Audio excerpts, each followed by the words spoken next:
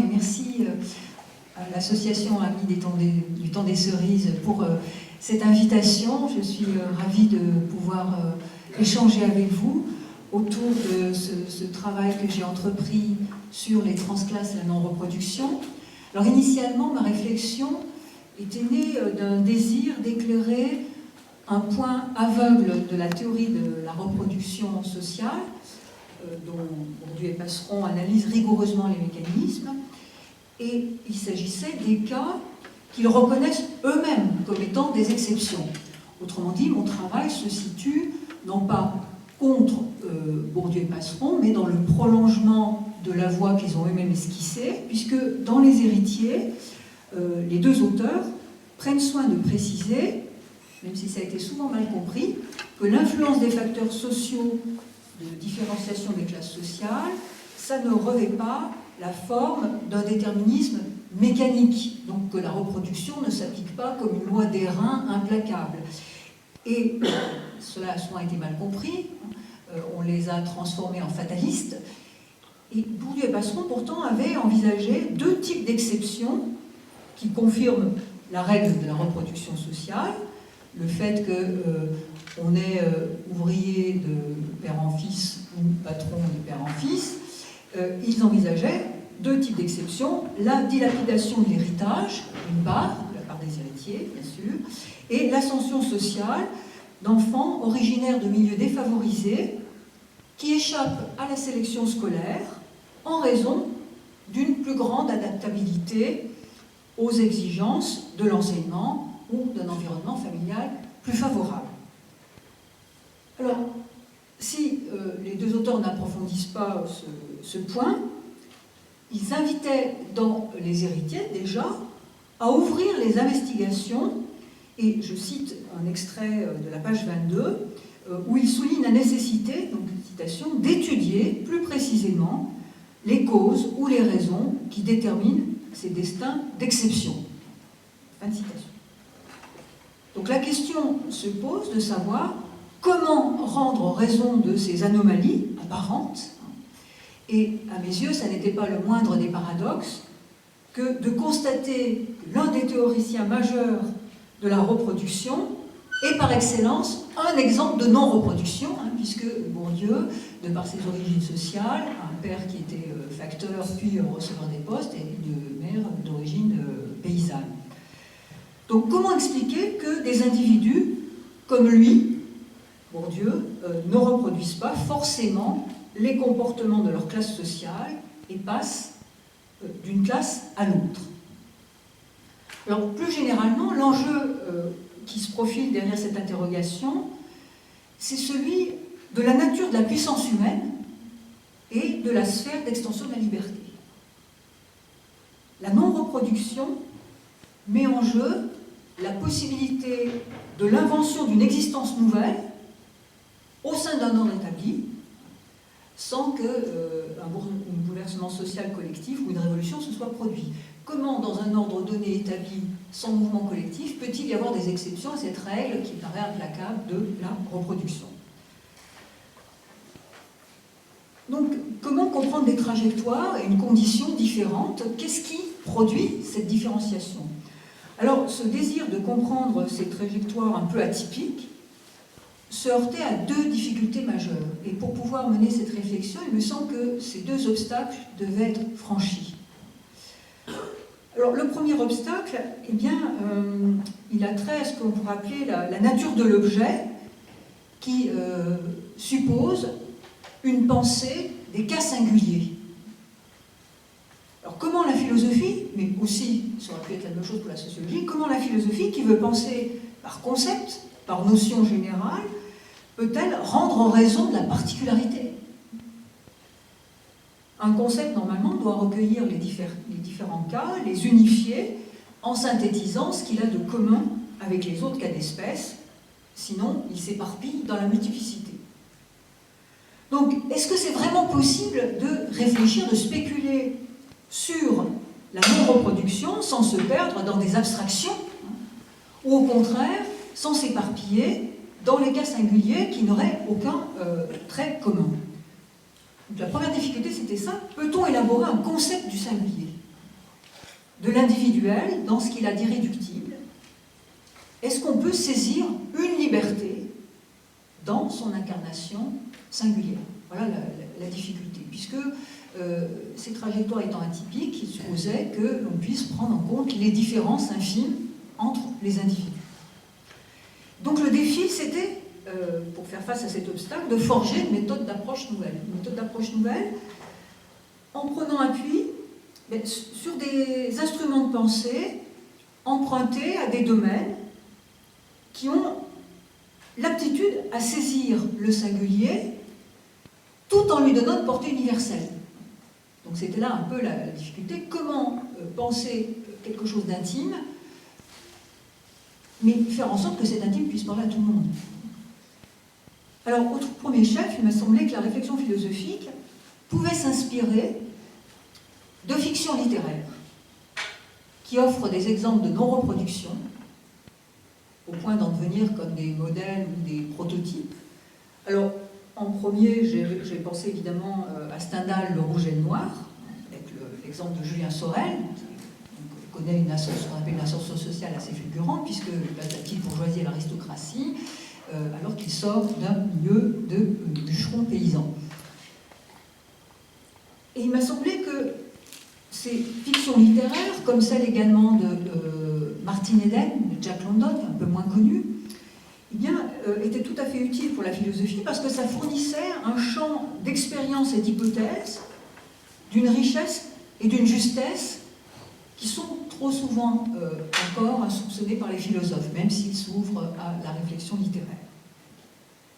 Mais plus que les fictions, à qui on peut reprocher justement leur caractère irréel, il m'a semblé nécessaire, pour résoudre la difficulté, de prendre appui sur des romans autobiographiques de transclasse qui mêlent une approche littéraire, mais aussi une réflexion théorique. Ce qui n'est pas forcément le cas dans Martin Eden ou dans Le Rouge et le Noir. Alors, en particulier Black Boy de Richard White, ou Suis-je le gardien de mon frère de John Edgar Wineman. Alors, ce roman-là, qui est moins connu en France, était très très important pour moi, dans la mesure où il permettait vraiment de saisir les spécificités, les singularités, puisque ce roman est au fond un roman à deux voix.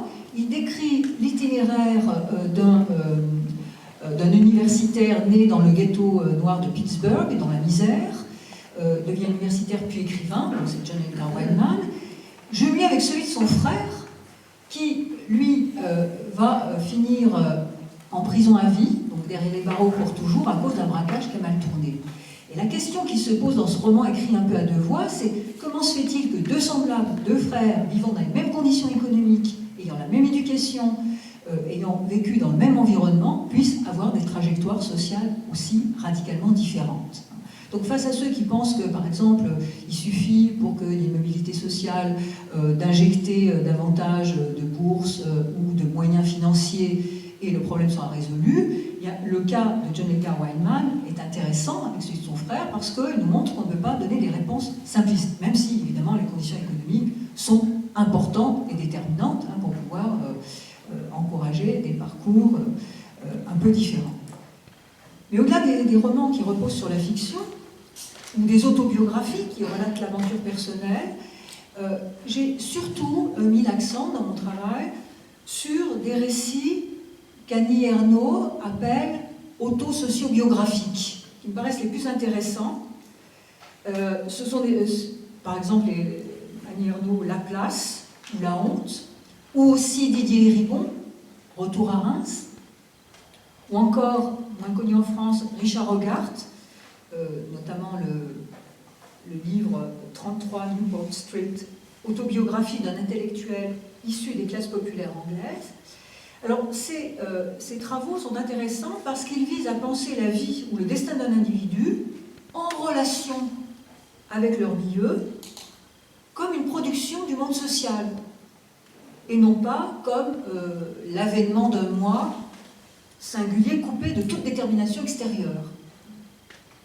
Donc, à la différence d'une autobiographie qui a parfois tendance à imposer l'image réductrice d'un auteur qui parle de lui, le travail d'écriture autosociobiographique prend généralement la forme d'un récit où il ne s'agit pas tant de retrouver le moi que de le perdre au sein d'une réalité plus large, d'une condition commune ou d'une souffrance sociale partagée. Et je renvoie sur ce point donc, à ce que dit Arnaud dans l'écriture comme un couteau.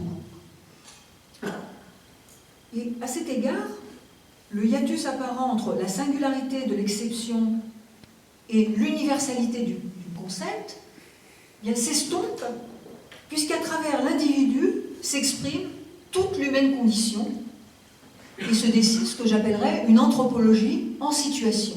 On peut enfin comprendre l'homme en relation avec son milieu, et de ce point de vue, le transclasse peut être une des figures de la condition humaine en relation avec le monde social, non plus comme un îlot isolé. Et je dirais qu'à ce niveau, l'un des peut-être des premiers apports méthodologiques de mon travail, qui peut être discuté ou remis en cause, c'est d'avoir tenté d'opérer une alliance entre philosophie, sociologie et littérature.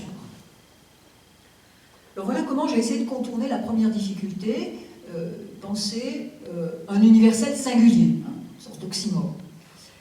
La seconde difficulté, eh bien, c'était de produire un concept et de construire un modèle général permettant d'appréhender la non-reproduction sociale en échappant à ce que j'appellerais des écueils idéologiques qui empêchent de la penser véritablement. Ces écueils, c'est par exemple le fait qu'on va penser la non-reproduction sociale comme un phénomène exceptionnel, comme quelque chose de miraculeux, comme l'expression d'une volonté toute puissante, d'un self-made man qui se serait fait à partir de rien.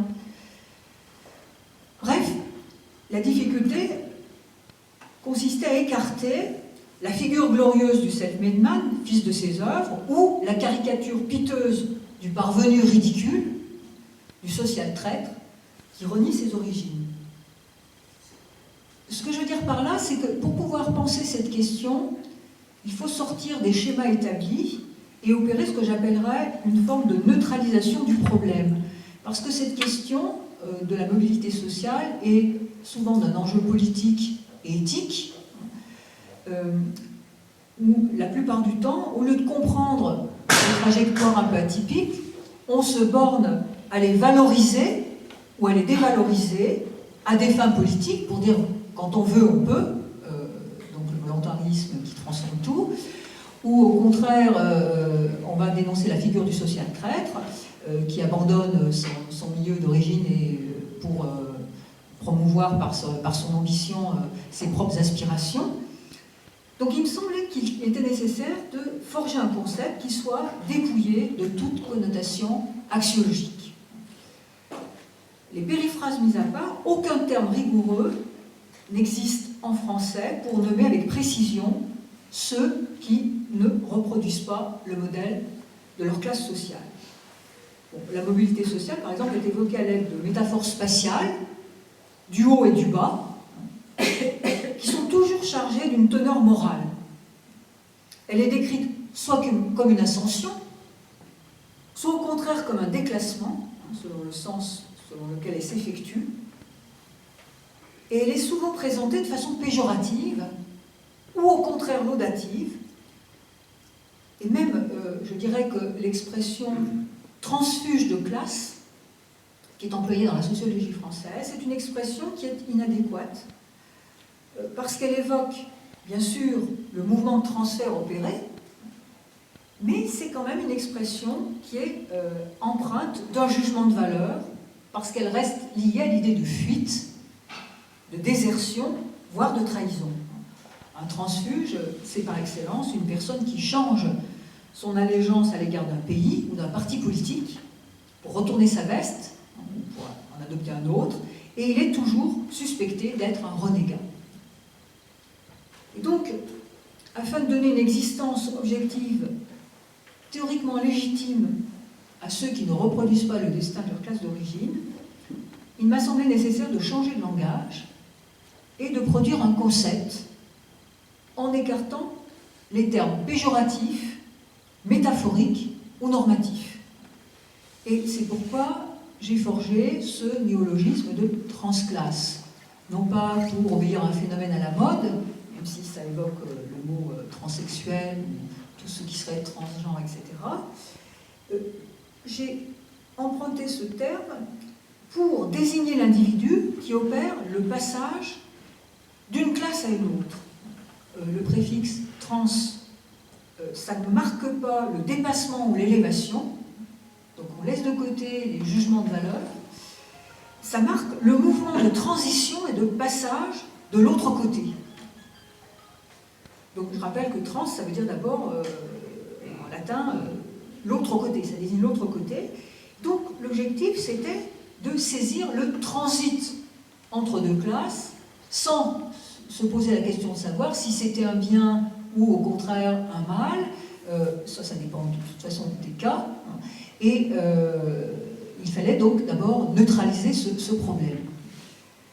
Alors l'intérêt de parler de transclasse, c'est de mettre l'accent sur la dimension du passage. La dimension du passage avec toutes ses difficultés et toutes ses implications. Et ça permet de penser le mouvement de transition d'une classe à l'autre comme une forme de ce que les Américains appellent le passing. À l'origine, la pratique du passing s'est répandue aux États-Unis chez les Noirs métis de complexion claire, les Noirs qui ont la peau blanche, ceux qu'on appelait les sans-mêlés. Et le passing, c'était cette pratique de ces Noirs de complexion claire qui se faisaient passer pour blancs, dans l'espoir d'abord d'échapper à l'esclavage, et puis de connaître une vie meilleure. Donc ils devenaient des blancs en quittant leur lieu d'origine. Alors le passing, ça repose d'abord sur une forme de transgression des frontières. Un passage qui est un se faire passer pour. Et ça permettait de subvertir le déterminisme social de la race par le franchissement de la color line, la ligne de couleur qui séparait le monde blanc du monde noir. Alors ça s'apparentait souvent à un tour de passe-passe, puisqu'on trichait sur ses origines, et il était souvent dénoncé comme une imposture et sévèrement sanctionné lorsqu'il est révélé. Il n'y a qu'à lire le roman de Nella Larsen qui s'appelle Passing, justement, qui est traduit en français par Clair-Obscur, pour voir combien ce passage est périlleux. Alors, ce qui est intéressant, c'est que ce passing, qui avait été rendu en Louisiane par le terme de passe-blanc, passe pour blanc, s'est étendu par la suite à toute pratique de transgression identitaire, notamment sexuelle, un homme qui passe pour femme, ou à l'inverse, un gay qui passe pour hétérosexuel pour avoir une existence moins menacée lorsque l'homophobie règne dans les pays. Donc dans ce passing, il s'agit d'escalader les frontières entre les mondes, de se faire le passeur de soi-même, de franchir le pas. Et le néologisme transclasse, ça restitue bien ce mouvement de passing, de transit entre deux classes. Je signale d'ailleurs que dans la langue anglaise, l'expression de class passing a été forgée pour exprimer ce phénomène qu'en français, les sociologues appellent être transfuge de classe. On pourrait l'appeler aussi le passe-classe, par analogie avec le passe-blanc. Alors, ce qui est intéressant de noter, c'est que le passing, ça enveloppe toutes les formes de passage, aussi bien celles qui sont valorisées en tant que posture légitime par l'American Dream, comme le changement de classe sociale, que celles qui sont rejetées en tant qu'imposture, ou du moins qui l'ont été, comme le changement de sexe ou de race. Et ça permet de renforcer l'analogie entre les différentes déterminations qu'on peut avoir, les déterminations sociales, les déterminations raciales, les déterminations genrées, sexuées, pour montrer que toute cette difficulté du passage. Alors, même si le passe-classe, class passing ou le transclasse, c'est un phénomène qui est moins stigmatisé par l'opinion, même si ça ne revêt pas le caractère aussi clandestin que le gender ou le racial passing, eh bien, le class passing, ça conserve quand même un aspect dissimulé, parce que l'origine sociale première et son cortège de comportements et d'habitudes sont recouverts par les évolutions ultérieures et ils n'apparaissent pas immédiatement, soit parce que le transclasse veut les dissimuler pour s'intégrer, soit parce que les habitudes nouvelles se sont greffées sur les premières, de telle sorte qu'il y a une bigarrure, une hybridation. Et donc, si ces comportements anciens peuvent affleurer ou être débusqués, ils restent en partie masqués de façon non délibérée. Le class passing, ou le phénomène de transclasse, implique un travail de métamorphose, d'adaptation, notamment au nouveau milieu. Et toute la question centrale, qui m'a beaucoup travaillé, c'était de savoir comment s'effectue ce passage. Comment s'effectue ce passage, c'est-à-dire quelles en sont à la fois les causes et les effets. Alors, je ne pourrais pas rentrer dans l'analyse détaillée de toutes les causes et reprendre toute la première partie de mon livre. Je voudrais mettre l'accent sur ce qui me paraît essentiel si on veut essayer de comprendre ces phénomènes un peu atypiques que sont les transclasses. Il me semble qu'au niveau des causes, la non-reproduction invite à sortir des schémas simplistes, comme celui du self-made man, de la toute-puissance de la volonté, de la bonne fortune ou de la chance, qui sont, au fond, des masques de l'ignorance. En effet, pour peu qu'on se penche sur cette question, eh bien, ça implique de penser des histoires imbriquées et des causes intriquées les unes dans les autres. L'une des premières conclusions de mon travail, c'est que la non-reproduction n'est pas le produit d'une cause première et déterminante, que l'on pourrait présenter comme la cause, mais d'un agencement singulier de causes multiples, dont la résultante est une trajectoire. Même si les conditions économiques et politiques peuvent être propices à la mobilité sociale, selon qu'un État a une politique plus sociale, mais il donne des aides aux milieux les plus défavorisés, et la non-reproduction ne se cantonne pas à ces conditions économiques, comme on a tendance à le croire, en rendant souvent d'ailleurs l'école responsable de tous les maux, de toutes les promotions, comme si la seule institution qui était censée réparer les injustices sociales, c'était l'école. Elle sert souvent de rustine pour masquer au fond l'insuffisance étatique et l'absence de volonté de changer globalement. Donc la non-reproduction implique plutôt une logique combinatoire, plus vaste et plus complexe que les conditions économiques, politiques ou scolaires. Quand je dis que c'est plus vaste, cela implique que l'on ressaisisse aussi l'enfance, l'histoire familiale, la place dans la fratrie, l'orientation sexuelle, la vie affective, les relations amicales amoureuses, qui toutes doivent être intégrées dans l'examen d'une trajectoire. L'analyse des causes de la non-reproduction révèle également la nécessité de prendre en compte la part des affects dans la constitution de soi. Et ça vaut pas seulement pour les transclasses, mais pour tout individu. Le transclasse est le résultat d'une organisation affective, d'une complexion affective, je reviendrai sur ce terme. Ça n'est pas un simple agent qui imite mécaniquement des modèles alternatifs qui l'aideraient à se sortir de son milieu d'origine. Ce n'est pas un simple agent qui calcule rationnellement une stratégie par ambition. En effet, on ne peut pas comprendre son parcours sans la honte, sans le désir de justice, sans la fierté, la colère et l'indignation mêlées. On ne peut pas faire l'économie de sa douleur. On ne peut pas faire l'économie non plus de la force joyeuse qui est puisée dans les rencontres amoureuses, dans les figures de l'amitié. L'affect joue un rôle décisif, non pas le rôle déterminant, puisque j'ai bien précisé que c'était une combinaison. l'affect joue un rôle décisif et il reste encore trop souvent négligé par certains sociologues au nom d'une méfiance à l'endroit de la psychologie, comme si l'affect ne faisait pas partie du social, comme s'il se réduisait à un trait de caractère donné de toute éternité. Qu'est-ce que c'est qu'un affect? Ça n'est pas une propriété du caractère.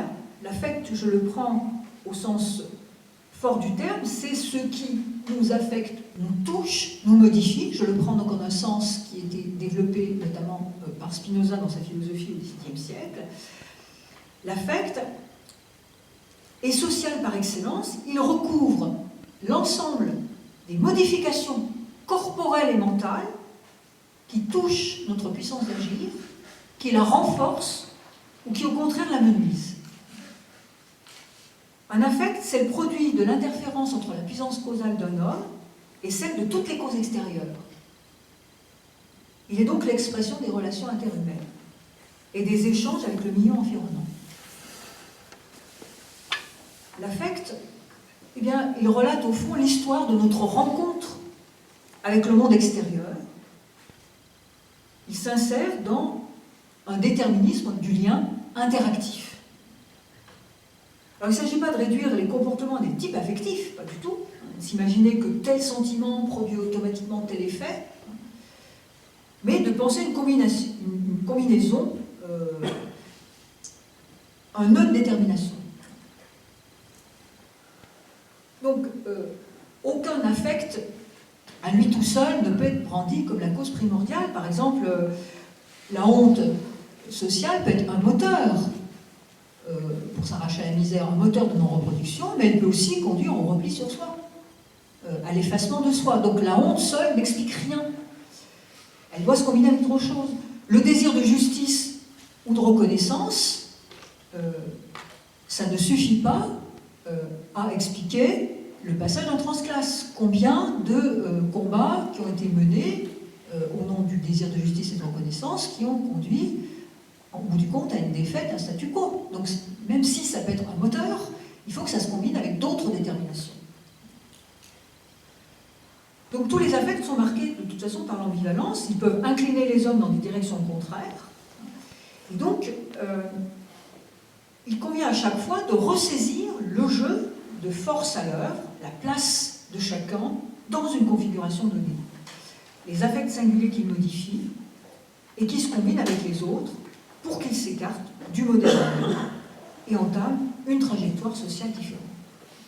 Et c'est pourquoi j'insiste sur le fait que la non-reproduction, ça mobilise une pensée combinatoire, une pensée du concours, de la connexion. Et c'est pour ça que j'invite à ressaisir une complexion, c'est-à-dire le nœud de détermination qui se tisse pour produire un transclasse, mais aussi pour produire un individu, quel qu'il soit. Le terme de complexion, ça vient du latin complexio, donc avec le préfixe on avec, et la racine plexus qui renvoie à plectere, nouer, tisser, donc c'est tisser ensemble. L'idée de complexion, ça exprime l'entrelacement compliqué des fils qui constituent le tissu d'une existence et qui la rattache à celle des autres. Penser une complexion, c'est toujours penser des individus en relation nouée avec leur milieu, où ils nouent, ils dénouent des fils, ils en retissent d'autres. Et donc la non-reproduction, ça obéit à un schéma d'interconnexion dans lequel un individu ne peut pas être pensé comme un être isolé qui fait sécession par rapport à sa propre classe. La plupart du temps, un parcours atypique s'opère avec le concours du milieu social et familial. Quand je dis concours, ça veut dire que le milieu est impliqué, c'est à la croisée de ses impulsions et de ses répulsions, de ses projets et de ses rejets. Un transclasse ne part pas tout seul, il est mis à la porte, ou il est porté par son milieu. Ou parfois les deux, à la fois ou successivement. Autrement dit, le transclasse, ça n'est pas un héros solitaire, il peut être porteur d'inspiration personnelle et collective, venger la race, comme le dit Annie Ernaux, porteurs des aspirations de la famille, du village, du quartier, de la classe, du sexe ou du genre, qui se font justice à travers son parcours. Et donc, la non-reproduction, ça n'est pas un phénomène individuel, mais transindividuel. Elle ne peut pas être comprise si on conçoit séparément les conditions économiques, sociologiques, familiales et affectives à l'œuvre dans l'histoire de chacun. Il faut chaque fois les ressaisir. Et c'est pourquoi, dans la première partie du livre, j'ai essayé de mettre en place tous les facteurs qu'il faut prendre en compte si on veut comprendre les trajectoires d'un transclasse, mais aussi d'un individu. Par exemple, les conditions historiques, économiques, sociales, le mimétisme, les modèles offerts, les modèles alternatifs, les figures familiales, sociales de l'entourage, les affects, la place dans la fratrie, les désirs familiaux, et donc l'ensemble des rencontres amicales, amoureuses, qui peuvent nous faire la courte échelle ou qui au contraire peuvent nous freiner dans nos parcours. Alors, au niveau des effets, cette fois-ci, donc j'analyse essentiellement dans la seconde partie, eh bien on peut dire qu'un transclasse, il connaît une double vie. Il connaît une double vie dont l'unité est pour le moins problématique, parce que le changement est parfois tel que l'on peut douter qu'il s'agisse du même homme. L'existence d'un transclasse, même si la trajectoire n'est pas une trajectoire radicale, l'existence d'un transclasse est toujours placée sous le sceau de la mutation et de la mobilité, de sorte qu'il est parfois bien difficile d'envisager l'existence d'un sujet ou d'un substrat qui demeure de manière invariable à travers le changement. Plus que tout autre, le transclasse éprouve le sentiment de n'avoir pas d'identité fixe et figée, mais d'être d'une complexion flottante, flexible, qui s'adapte à la couleur du milieu ambiant à la manière d'un caméléon. Et s'adapter, c'est d'abord apprendre à se défaire des aptitudes et des habitudes anciennes, prendre congé des mœurs en vigueur pour entrer dans un univers étranger. Il s'agit de se délester du passé, de solder des acquis, de liquider un patrimoine en somme. Non pas forcément de manière définitive, mais en tout cas de prendre en charge un héritage et de savoir comment se situer quand on entre dans un univers étranger. Et c'est par exemple ce qu'Annie Ernaux résume dans une phrase magnifique de Laplace, je le cite à la page 111, elle dit « J'ai fini de mettre au jour l'héritage que j'ai dû déposer au seuil du monde bourgeois et cultivé quand j'y suis rentré. » Donc l'adaptation, ça implique toujours une forme de dépôt, voire de déposition, pour pouvoir se positionner. Ça passe par une destitution des valeurs et des manières anciennes, et ça implique un dépouillement de soi, une mue difficile à opérer de façon instantanée. Et c'est pourquoi n'importe quelle transclasse va nécessairement flotter dans ses nouveaux habits, parce qu'il ne peut pas d'emblée s'ajuster. Et il ne souhaite pas forcément non plus totalement s'ajuster, parce qu'il peut désirer garder un certain nombre de ses valeurs et de ses postures anciennes. Il est donc à la fois un être adapté et inadapté. Même s'il le voulait, il est impossible de faire table rase d'un seul coup et de suspendre tous ses comportements par la pratique de je ne sais quel doute radical à la manière de Descartes, par exemple. D'abord, il n'a pas nécessairement conscience du caractère déplacé de ses comportements et de ses habitudes, parce qu'elles ont pour lui l'aspect d'une évidence naturelle, il a toujours vécu ainsi. Et d'autre part, même s'il est subtil, prudent, il ignore les subtilités des règles de la bienséance et de l'étiquette dans un univers qui n'est pas le sien. Et c'est pourquoi il est toujours une sorte d'immigré de l'intérieur. Alors ce qui m'intéresse, c'est que ce phénomène de non-reproduction, ça met clairement en évidence les limites de l'idée d'identité et du classement des individus en catégories sociales. Parce que ces idées d'identité et de classement des individus, ça ne permet pas de rendre pleinement raison du parcours des transclasses, de leur singularité, mais même peut-être aussi, par-delà les transclasses, de tout individu. pour penser la complexion des transclasses, il faut prendre des distances avec les concepts classiques et en opérer la critique. L'identité, qu'elle soit personnelle ou sociale, eh bien, elle présuppose toujours l'existence d'individus qui restent les mêmes et qui sont réductibles à un certain nombre de caractères persistants malgré le changement. Bon, quelle que soit la définition qu'on lui donne, et je ne rentrerai pas dans les différentes formulations philosophiques du concept d'identité, et quelle que soit la définition qu'on lui donne, l'identité implique toujours la reconnaissance d'un substrat qui demeure à travers toutes les modifications. Alors que ce substrat, ce support soit pensé sous la forme d'un moi substantiel, d'une personne, d'un sujet, il se présente dans tous les cas de figure comme un noyau immuable, résistant au changement. Alors la tendance à vouloir définir les individus par des caractéristiques constantes qui les différencieraient des autres conduit à l'élaboration de principes d'identification comme les classements en genre, sexe, race ou classe, dans lesquels nous sommes trop souvent figés. Or, ce que nous montrent les transclasses, c'est qu'il n'est pas certain que les êtres humains possèdent une identité qui serait comme une carte de visite, permettant de les reconnaître ou de leur conférer un statut. Il faut admettre que les individus qui ne reproduisent pas ont nécessairement, en tout cas, une identité flottante ou fluctuante, parce qu'ils ne sont pas assimilables à leur milieu d'origine et ils se démarquent de leurs semblables. C'est donc plutôt le changement et la mutation qui régissent leur existence. Ils se caractérisent plutôt par un processus de désidentification, de déprise, qui les arrache à leur famille, à leur classe. Et alors cette désidentification ne se réduit pas à l'étape temporaire à travers laquelle ils conquièrent une nouvelle identité, parce qu'ils ne sont pas assimilables in fine à leur milieu d'arrivée, malgré tous leurs efforts.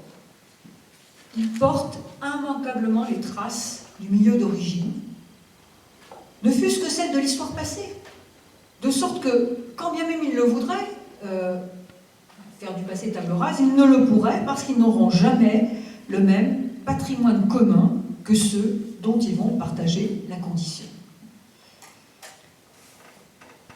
Et du même coup, les transclasses remettent en cause les principes statiques de division des individus en catégories sociales bien délimitées et le postulat d'une identité fixe, parce qu'il est bien malaisé de leur assigner des propriétés et des qualités qui les font reconnaître comme appartenant à telle classe ou à telle autre. Ils peuvent avoir un côté hybride, être dans l'entre-deux, ce qui peut se traduire par une logique du grand écart, ou voire de l'écartèlement parfois.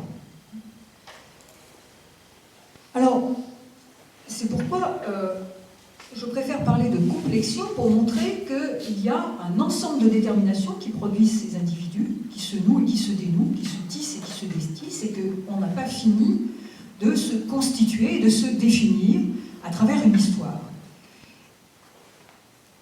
Donc la pensée de la complexion, ça implique une rupture avec la pensée de l'identité, ça invite aussi tout un chacun à une déconstruction du moi personnel et social. Le changement de classe sociale, ça ne se résume ni à un transfert des habitus d'une classe dans l'autre, ni à leur troc, ni même à leur transplantation, parce que les dispositions premières sont parfois mises en sommeil, ou elles restent au contraire en travail, elles sont modifiées et refondues au contact du milieu d'évolution. Et donc ça engendre une reconfiguration qui ne se réduit ni à une addition des habitudes, ni à leur hybridation. Ça prend la forme dynamique d'une déconstruction et d'une reconstruction permanente à travers les tensions de la transition. Et donc, le transclasse apparaît comme une figure exemplaire de la désubstantialisation du moi et de l'ego. Il me semble qu'il radicalise cette expérience de l'inconsistance du moi et de l'inconstance des qualités que Pascal avait mis en évidence dans ses pensées à travers ce fragment qui s'appelle « Qu'est-ce que le moi ?», où il montrait qu'on n'aime jamais personne, on n'aime que des qualités, et que ce moi que l'on cherche partout ne se trouve nulle part. Il nous révèle le néant de notre être et la prétention vaine de chacun à vouloir être aimé pour sa personne, pour soi-même. Pascal en opère une dissolution à travers plusieurs étapes, où le moi s'éprouve comme une sorte d'illusion sous le regard d'autrui et des sentiments qu'autrui peut lui porter. Alors, ce qui est intéressant, c'est que Pascal invite toute personne à se décentrer et à adopter la perspective d'un spectateur à sa fenêtre. Au tout début de ce fragment, donc que je ne vais pas analyser en détail, ce qui est intéressant, c'est que ça s'ouvre sur la présentation suivante. Voilà ce qu'il dit, c'est la pensée 688, l'édition Lafuma.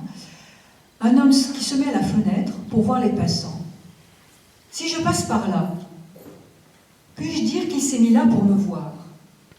Non, car il ne pense pas à moi en particulier. Donc, sous le regard indifférent d'autrui, nul ne sort de l'anonymat du passant. Je ne suis pas une personne, je ne suis personne. Donc, loin d'être un moi substantiel, je passe pour un passant. Et cette expérience de dissolution du moi s'applique parfaitement au transclasse, qui est le passant par excellence. Par définition, il est un être de passage, un être passager, qui quitte son milieu, va s'en éloigner, tout en restant souvent un étranger dans sa sphère d'arrivée.